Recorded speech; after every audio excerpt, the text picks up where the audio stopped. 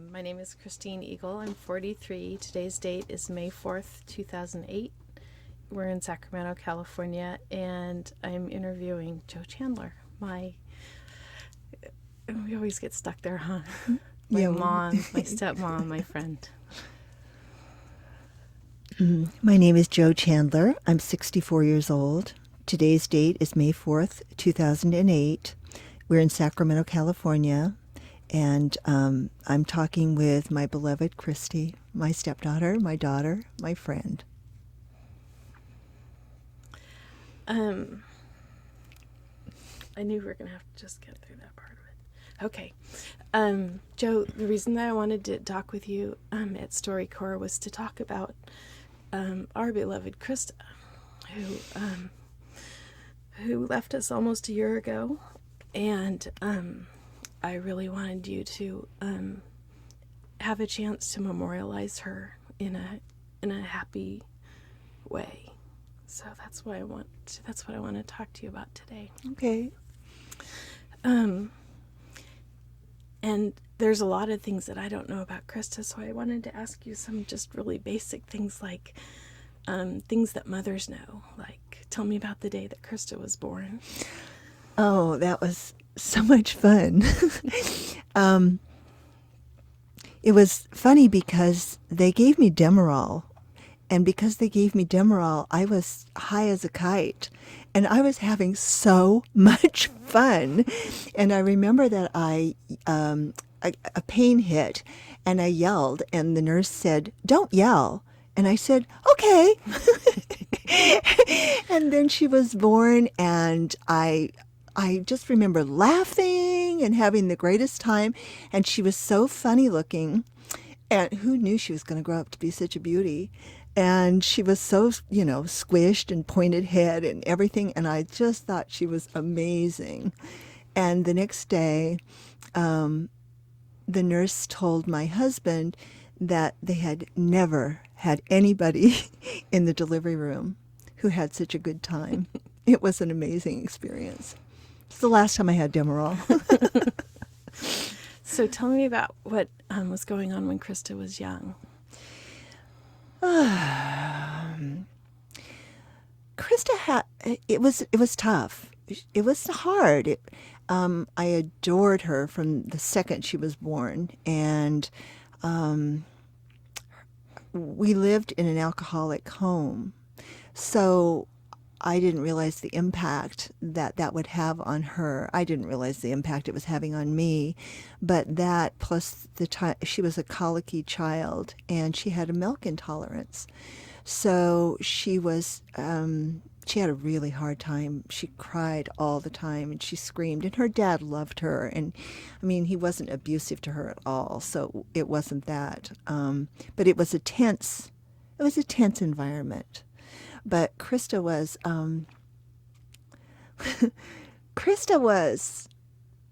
of a singular mind from the time she was little.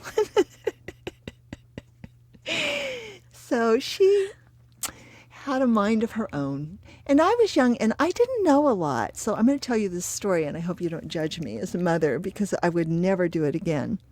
But we were out in the backyard, and she was not a year old, but she was walking. And there was a bush that had berries on it. Now, remember, I would do this differently, okay? But she went up to it, and she went, "Bali." And I said, "Yes." And she picked one. She said, "Bali." And I said, "No, don't pick them." And she said, "Bali." I said, "No, Krista, don't pick the Balis." And she went, "Bali." And I remember it was this, like, our very first battle of the wills. And, yeah, that was my girl. Oh,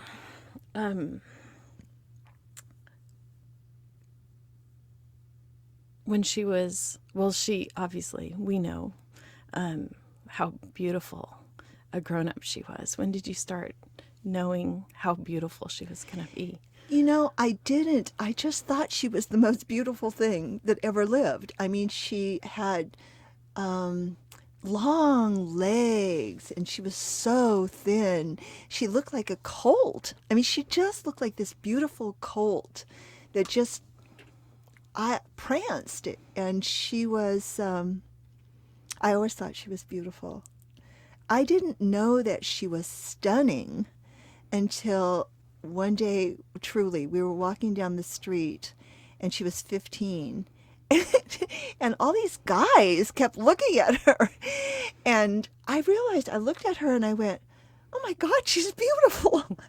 And I guess she just grew into herself. You know, before that she had braces and her little ears stuck out. But she was beautiful. I always thought she was beautiful. Can you describe her? Other than looking like a colt, she had wavy, dark hair that could sometimes be curly, beautiful, dark brown eyes, and at the time a little lilting nose, and her skin was beautiful, kind of an olive skin, and she was so slender, and she had, at that time, her hands were huge. It's like a puppy with her feet. And I remember her grandfather, not my dad, her other grandfather, saying that she looked like she had prize fighter's mitts. and I don't know, she was beautiful. She was smart. I'll tell you this story, and I shouldn't brag on her like this, but I'm going to anyway. I was very naive, Christy. I was very naive. I didn't question life. I just got married. I didn't question motherhood. I just wanted to be a good mother, but I didn't know what that meant. And so I did take her to a co-op nursery school.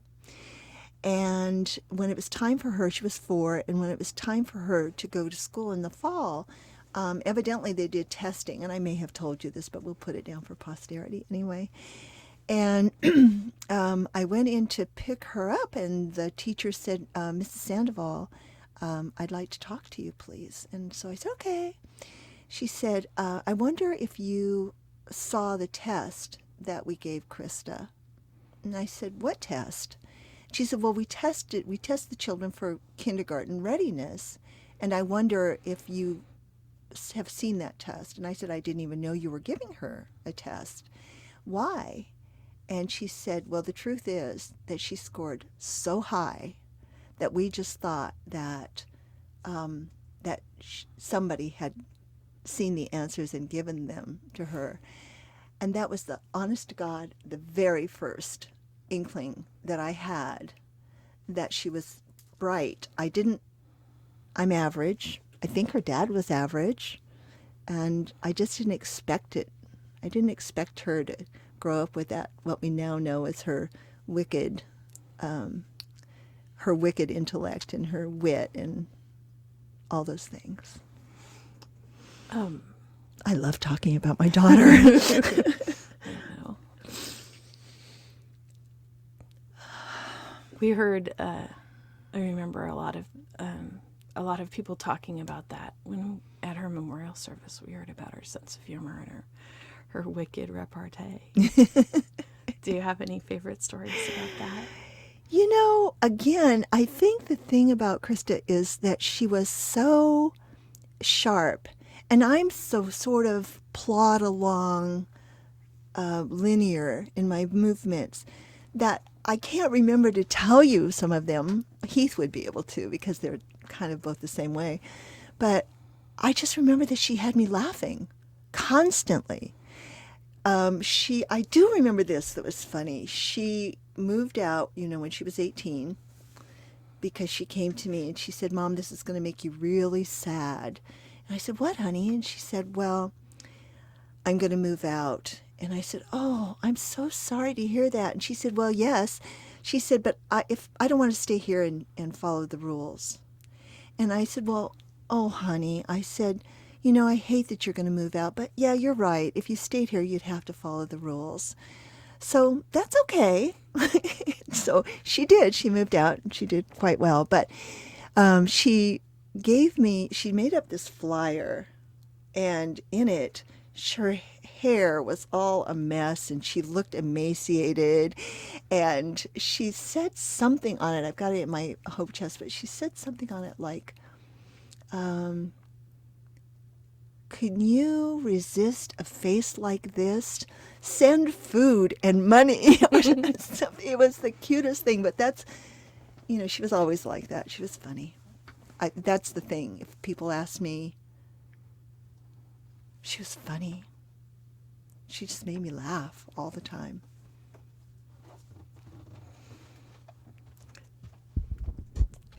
So what did Krista end up doing? Well, Career-wise. yes, Krista, can I say first that we always knew that she would go to college, and she was the first one in our family to go to college. I was the first to graduate from high school, and Krista was the first to go to college, but she did a detour, and I insisted that she was going to go to college, and she insisted that she wasn't, and your dad, whom I was seeing by that time, would say to me things like, well, not everybody is made for college. Some people just need to go out into the work world. And I'd look at him and I'd say, that's not Krista. She's going to college, or I'll disown her. And so it got to be a joke. And she would tell her friends, do not mention the C word to my mom when you go over to my mom's house. Do not mention the C word. So when she decided, she was working at the Gap store and she was a manager, and she realized that she wasn't making the same money that another manager was, and so she said something about it, and the manager said, well, I have a college degree and you don't. And Krista said, well, I'm going to change that. And she was in her 20s before she went back to college, and she didn't know what she was going to do. She was not an overachiever. She did enough to get by. And then she decided to be a teacher. And her world changed. She took everything that she had ever learned, because her first love with literature was young adult or even juvenile literature, and she knew all the books. She knew them all. When she started teaching middle school, 8th grade, it was like that was her place, and she became an amazing teacher. And then when she met Heath, she became a totally fulfilled woman. So I watched her blossom. I watched her go from that kind of I'm not going to follow the rules kind of person to that, giving back. And she said to me one time, Krista's life was not easy.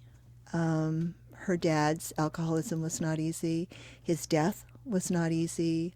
I left, and I'll say this for the microphone, because I left her dad because one day I realized he got kind of mean speaking to her, and she had a friend in the house, and she was young, and I knew right then I was leaving. I went, I've got to get her out of here before he hurts her. And so where am I going with this, Christy? What was I going to say about that? Oh, and so she went through some really hard times. She went through a lot of depression as a young person. She went through some hard times. They were heartbreaking for me. But once she became a teacher, she said to me, Mom, I am not sorry for any experience that I've had in my life, because I believe that every pain and everything that I've gone through has helped me to understand the kids that I'm with. And I think that she did do that. She's a teacher at Smedberg. Is it TR? TR Smedberg. TR Smedberg Middle School in Elk Grove. And the California. kids there loved her. More than I knew. More than I knew. It was, it's amazing to me still, the deep grief that the kids felt. I didn't know. This is so amazing to me because she talked to me about school, but she didn't treat it like it was a big deal. So I had no idea that she was going into school early to open the library so the kids would have some place to go. And she wasn't the librarian. I had no idea that she went to her students' homes and spent time with the families.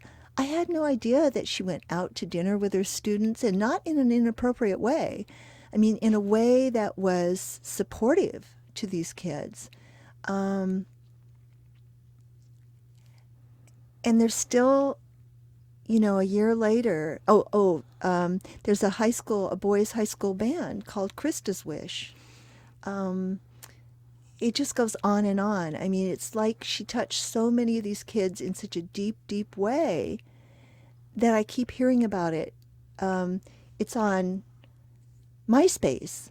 There are entries on MySpace about her all over the place. It's just amazing to me. I didn't know that about her. I was blown away. Somehow, because she was my kid, I knew that she was successful in what she was doing, but she was still my kid. Right. If that makes any sense. Did you know about this before she died, or was it only afterwards that you Afterwards. learned that? It was afterwards. I knew about some of her students. I knew about Nicole. She mentioned a few of them to me, but she didn't talk in depth about them. And so I was amazed by how many children, young people, teenagers were affected by her. Have they been communicating with you in the last year? Yeah, I do. I have two regulars, and then Nicole. And then I have sporadic text messages or emails from other students who relay things to me that are mind-blowing. Tell me about Krista's relationship with Nicole and what was so special about that. Well, Nicole, I remember Krista telling me about this beautiful black girl who was in her class, and she was in leadership, and she was just amazing, and she talked about her, spoke highly of her, which she very seldom did. And then the next thing I knew, I remember Krista saying to me, "Oh my God, I don't know what's wrong, but Nicole is just so mad at me. She won't talk to me. She's nasty to me. She's blah, blah, blah, blah, blah." And I said, "Oh my gosh, I wonder what's going on." Well, evidently this went on for a while until Nicole's mother dragged Nicole in. And what Krista never knew was another student had lied to Nicole about Krista and told Nicole that Krista had done some really inappropriate things. And Nicole was siding with the student until she found out that it wasn't true. And so they had this big, I guess, come to Jesus meeting, and after that they just were very, very close and maintained a relationship even though Nicole went on to high school. After we learned that Krista was sick, I remember, I think I was waiting for you. I think Krista and I were downstairs when you were being operated on, when you had your mastectomy, and she told me she had met someone, or that, I can't remember how it went, but it was sort of like she was going to meet someone. She was going to go out and meet someone, and I'm pretty sure that person turned out to be Heath. But I do remember it was after we knew she was sick, and it was right around that same few moments in time. What do you tell about Heath? Can I say first how I felt? Yeah. When Krista had been complaining about her stomach and that she had a stomach ache, and she thought it was an ulcer, and she was tired. She gave so much at school that she was really tired, and So she thought it was an ulcer, and she went in, and your dad and I were up in Georgetown, and the phone rang, and it was her, and she said, "Mom, they told me that I have pancreatic cancer and that there's nothing that they can do." And I gave the phone to your dad. I mean, first I talked to her for a minute, but then I gave the phone to your dad until I could collect myself. And then we went down and stayed with her. And I remember that so well. Just your dad sitting on one side of her, me sitting on the other side of her. And the fact that it just couldn't be.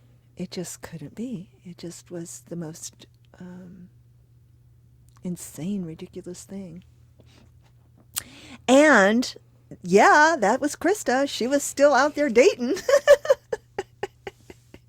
She told me that she really threatened to write, a chick lit book about dating because she had been through it all. And the guy that had the foot fetish, do you remember him? Yes. When we almost had to get a restraining order. And so by the time she met Heath online at Match.com, she was looking forward to it, but she also was so scared of his goodness because he was everything that she could want, but she was afraid of it. And so they kind of, I think they met, and I think he fell for her right away, but she pushed him away. Then she went to Santa Barbara to a healing retreat, and she learned there that it was time for her to accept all the goodness in her life. And that's when she called him and said, when I come back, do you want to start dating? And he said yes. And they were a match made in heaven, if you believe in heaven, which I do. But they were. I consider Heath a miracle in Krista's life because he came in knowing that she had been diagnosed, and she had been diagnosed as terminal. He fell in love with her. He never saw her body. He never saw the devastation. He always saw Krista as they were newlyweds, and he never flinched. He just saw her. And Christy, I swear to you, she was happier than I have ever known my little girl to be.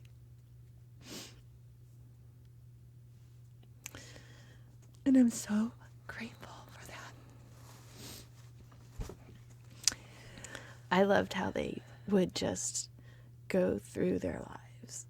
They bought a house, they got married, they did everything like she didn't have cancer and that she wasn't going anywhere. They just kept living together and having a wonderful life, even when she was really, really ill.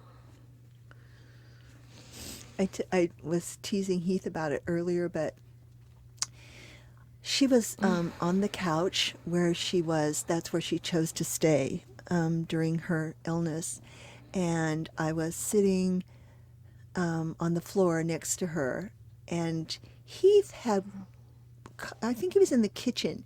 And he came in, and she was, at that point, really emaciated. It was not like looking at the same girl. And he came over and tickled her belly. And then he went over and sat down in the chair, and he was kind of behind her.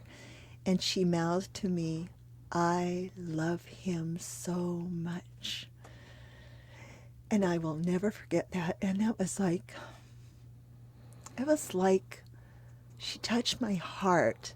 It made me so happy to see her, even then, how much she loved him and how much he loved her. And it was a miracle.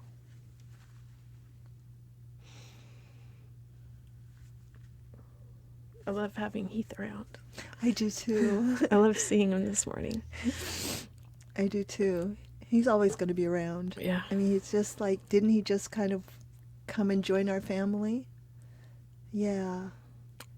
And I think that, Christy, I know that we're not of the same kind of spiritual beliefs, you and I, but I honestly believe that whatever the factors involved, whatever, that Krista, okay, last year on my birthday, which was yesterday, as you know, she and Heath gave me a card in this little broken handwriting. Her handwriting had been so beautiful.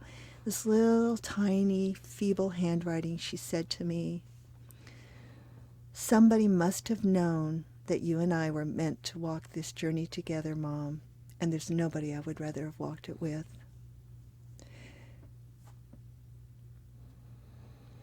And I think that we knew, we had a sense somehow that that was true. And we laughed a couple of times. We said, well, if you believe in reincarnation, I can't remember who told me this. If you believe in reincarnation, Krista, somebody said that next time we'll come back and we'll be married. And she goes, oh, okay, I'm good with that. So I don't know. I never dreamed that she would leave the first, and I hate it. And yet I look at all the lives she touched in such a huge, huge way. And I know the world's a better place because she was here. And so, I don't know, there's something magical about that for me.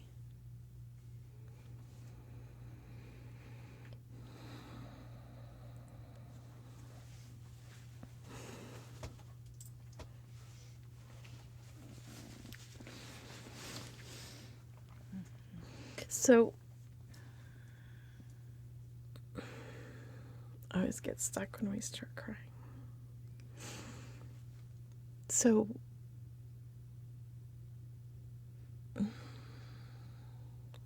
what did Krista think was going to happen if she died? What were her beliefs about where she is or where she would be? Well, she was raised by me, so, she took great comfort from knowing my beliefs, that I believed that there was something greater. And I'm more radical in my beliefs than I think she ever was. But we talked a lot about it. I think that she definitely, well, and I told her constantly that she was safe, and I believe that. I believe she was safe and that she was okay and that she was going to be okay. And I think that she believed that from me, although she was frightened when she died, and I hate that. I have a hard time with that.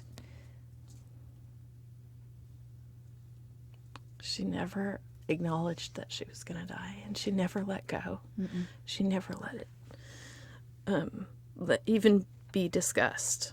It was not going to happen. There was a time when we were driving out to, Betty had paid to have her get this special massage, and I was taking her out there. And her spirits had been really good, and she'd been really positive until Dr. Death, her oncologist, Dr. Death, told her that her tests were good, but that someday she'd come in and they wouldn't be. And so that frightened her, and then she changed after that.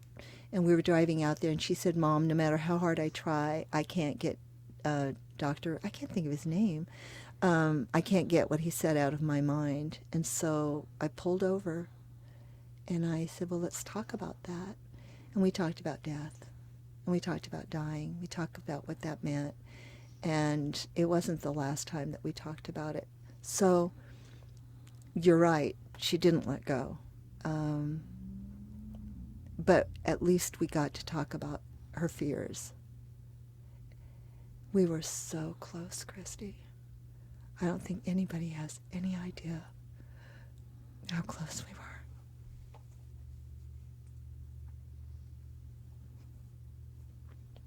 And it was such a joy, and it was such a blessing. I remember one day we were at Kaiser. She was getting her chemo, and we were doing what we always do. We were just talk, and then we'd laugh and talk. And that's how we planned her wedding. But we were talking, and one of the nurses came up. They loved her. Didn't everybody love her? I mean, doesn't it seem like everybody loved her? Mm-hmm. They loved her there. And one of the nurses came up and said, "You guys are so close. It's so wonderful to see you together." And we just looked at each other and smiled. It was such a blessing.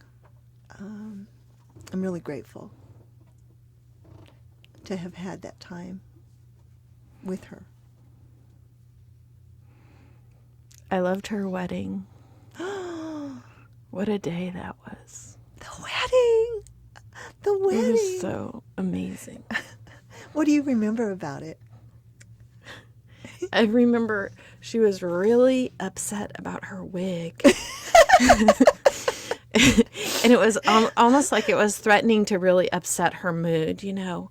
And we just kept telling her, "Krista, it's gorgeous. You look gorgeous. My God, you look amazing," you know. And I think we convinced her, because she did. There was nothing wrong with her wig. It was, I mean, she just looked so beautiful. And I remember, because I had kind of a cool perspective on the wedding, since I was up in front. Yeah, because you officiated at her wedding. And I remember watching Heath come down the aisle. Actually, no, I didn't watch, because Heath walked me down the aisle. But anyway, seeing him, no, I know what I'm remembering. I'm remembering him seeing Krista come down the aisle with my dad. And just, I mean, I've done a lot of weddings, probably hundreds, and I can almost always keep it together under any circumstances, but I couldn't. Even before I started talking and saying the words, it was just so happy. There's no other. It was the happiest wedding I have ever seen, and it's not like just us saying that because we loved her. Everybody said that, and we have to, for posterity, we have to talk about. Krista comes up with Heath, who adores her. She says her wedding vows. Then he starts to say his. She turns to the audience and gives them that Krista smile, and she's just like she's looking all around. She's not even hearing him. And he says, "Excuse me, I'm trying to say my vows here."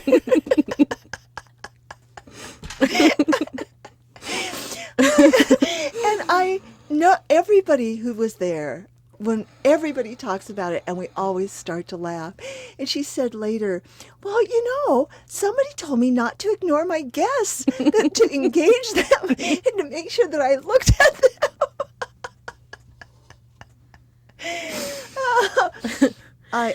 I know we don't have a lot of time. I just want to say that I feel absolutely honored to be her mother. She's so much more than I ever. I could have cared. I mean, I loved her so much. She could have been, you know, out on the freeway with a flagger or something. I didn't care. I just loved her so much.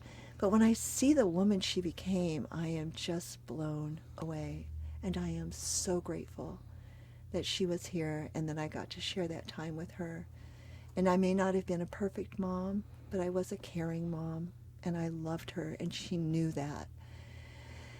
And that makes my heart happy. Yeah, you were there. You were there every minute. Every minute. To the end. Yeah, I was. And she was the most important thing. Nothing meant anything except being with her during that time. And again, I feel blessed that I was able to do that. And I feel blessed that Heath was there to help as well. And when she died, Heath and I were holding her hand, and we were telling her, you know, "Honey, it's okay. You're safe." I just kept telling her, "You're okay. You have nothing to be afraid of." And Heath was talking to her too. And then she died. And when she left, the strangest thing happened, Christy. Heath looked at me and he said, "Oh my God, I feel so happy." And I said, Heath, I do too. I said, it's like some kind of joy that we felt in that moment, and that we felt it together at the same time.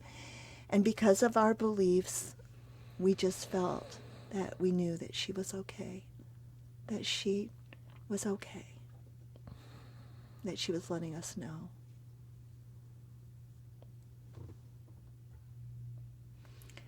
So after she died, I still kissed her a lot. You know, it was so funny. I knew she wasn't there, but I couldn't help it. And I've never been around dead bodies before. I just hadn't really. And I just kept wanting to touch her. And I wish that I could kiss her soft lips again and rub her beautiful feet. That's what I'd like to do.